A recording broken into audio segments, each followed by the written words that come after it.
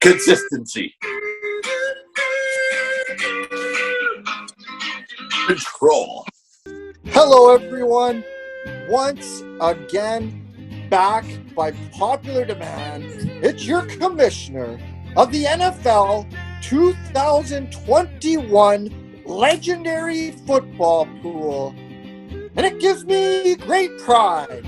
It gives me great honor to introduce the one, the only, world's greatest co-host of a live football pool segment in the history of the universe, Mr. Samuel Ennis.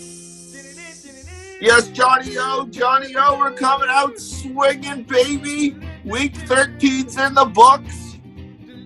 I say this every week. It's the longest NFL season that we've ever had.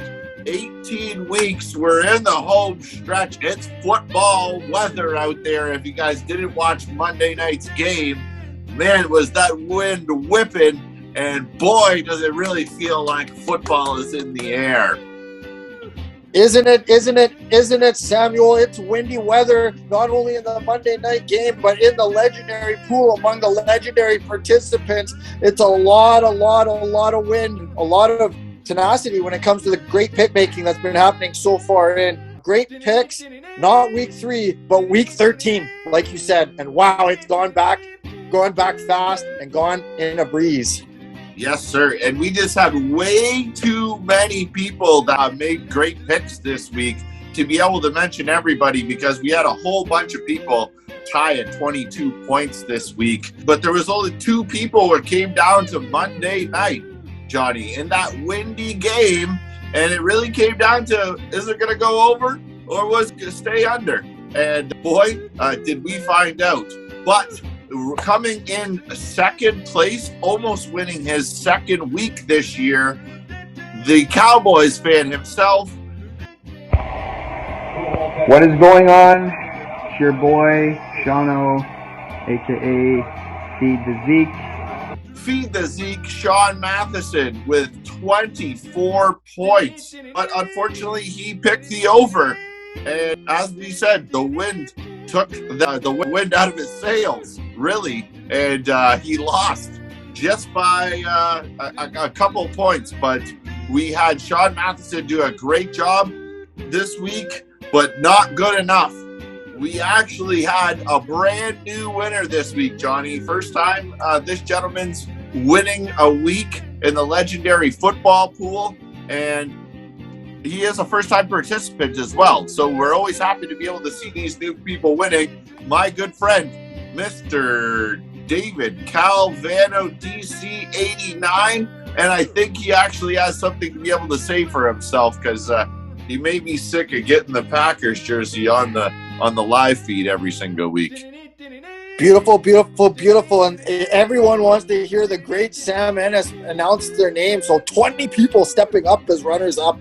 I can't believe it. But only 2 hit that 24 mark. And the one that came out, like you said, on top is right here. 13 weeks, but it's finally been done. I am officially number 1. Gentlemen, it's taken 13 weeks, but it's finally been done. I am officially number 1, at least for 1 week. That brings me to my next point. There's been a lot of talk about the Packers and the Vikings in the group chat. Quite frankly, I'm sick of it. Don't want to hear it anymore. We all know who the best team is in the NFC North. It is the Midway Monsters, the Chicago Bears. They are coming for you maybe next season, but they're coming for you guys. You know what's happening. One last thing. I need to officially call out Nick Panacci. You're slacking. I'm coming for you. You're going to lose again this week. Even my wife's going to beat you. Suck it. Suck it, Nick Palacci. Even my wife is Even my wife is going to beat you. Oh, my goodness. Shot fired. After weeks and weeks of everyone going toe-to-toe, the machismo's coming out, baby. Here we go. He wins a week. He's calling guys out, and he even thinks the Bears are the best in the division. I don't know what he's smoking, but I want some of it. Well, I'm sure we can agree there is a lot of animosity between Vikings fans and Green Bay fans in the chat group. So why not bring the Bears in as well? They're right in that division. You might as well include the Bears. The Bears. With that being said, I actually want to take my hat off. This is the biggest win of the week, and a big congratulations goes out to the Detroit Lions, winning their first game of the year against the Minnesota Vikings. Another NFC North matchup. But enough about the NFC North. We want to know who's winning the legendary football pool and who's in the running to do it. I do want to mention, though, that actually it's in the top 30 people, it's only separated by about 8 games to be able to get into the second place. So if you're even somewhere close in the top 50, I bet you actually still have the chance to be able to get into the money. So even though we've been mentioning a lot of the same people every single week because they have been making good picks, we're actually going to see some new names up here today. So we're going to start out there, Johnny, with you. Yes, most certainly, and you couldn't have said it better. The Lions getting their first win, David Calvano getting his first win, but working his way to getting his first win of the legendary football pool trophy, the Glenn Neff Trophy, for the first time. He'd be a first-time winner of that trophy. Joe Semler, Coach Joe, Fireman Joe, 8th place, 213 points. Yes, sir, and he has been up there every week. That's one of the names we've been mentioning. This guy has not been up there every week, but has had 2 really great weeks. Has won 1 week in the legendary football pool and just lost by the hair on his chinny chin chin this week. Beat the Zeke, Sean Matheson, also 213 points. 213 points, no stranger to the leaderboard. As you mentioned, won a week before. Sean Matheson, but close in front. A fan favorite of the legendary participants. Amazing snowfall. Yesterday evening, the snow started to fall in the lower mainland. Yes, they call me Snowfall, and it only comes at times of greatness. And times of greatness is all the time for me. Cesarelli, Tyler Sanchez, having a strong year, 6th place, 213 points. Yes, sir, and another guy tied with 213 points. So this won't matter until the end of the year for the tiebreaker. Strider Strong, 213 points. Coming in strong. And speaking of strong and new participants, Jared Pinto, 4th place. I was trying to figure... Jared Pinto. J-Pint. J-Pint. Name up there. Way to go.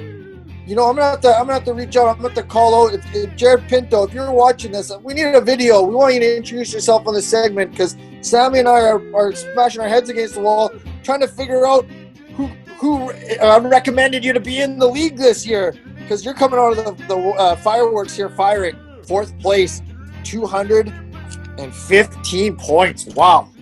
Yes, and next with 215 points with the 3 people who are tied for 2nd place, the lovely Ampreet Evangeline has herself as the top female participant. And not just that, it's, as I said, tied for 2nd place. So we always love to see the females taking it to the boys. As Dave mentioned, he says his wife is going to beat Mr. Panache this week as well.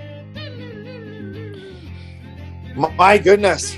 And in 2nd place, a gentleman, I remember it well, said, on your resume, Mr. Overton, Teamsters union member, forklift operator, sounds like you'd make a heck of a salesman, took me under his wing, taught me everything or the majority of what I know about the fundamentals of sales and promotions and all that great stuff. My ex-boss, Joe Pileggi, 215 points. My goodness. Yes, and he is good friends with Mr. Calvano, who won a week this year. And Joe's been looking to be able to win a week. Has not won a week, but has himself in the second place position, coming in with a great week every week and consistency, just like the field. But there can only be one, Johnny.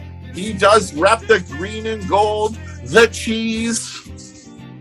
Mr. Mickey, still on top, 221 points.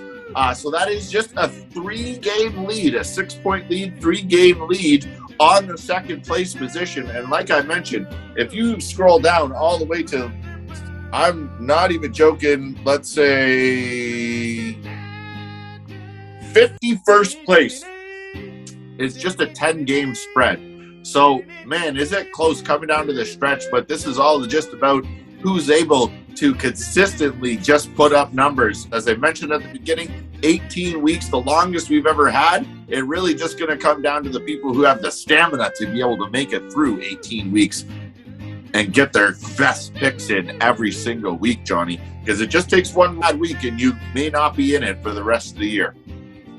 Undoubtedly. And, you know, just to add to that, we include the playoffs as well. So it is not unheard of for someone to make big swings in the playoffs. I will recall 2019, everyone giving your commissioner a hard time saying, is your lovely fiance going to win the league? What's going on? What's happening here? How's this going to happen? She won overall the regular season, but she did not place in the money.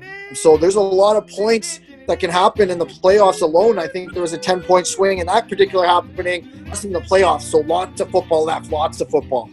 Yes, sir. And with that being said, everybody, make sure you do get your best picks in for Thursday night. And go Packers. We are facing the Bears this week, minus 12.5-point favorites at home in the frozen tundra. Go Packers.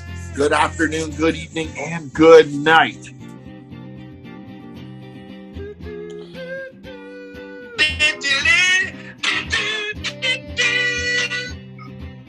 Harder to do it this way.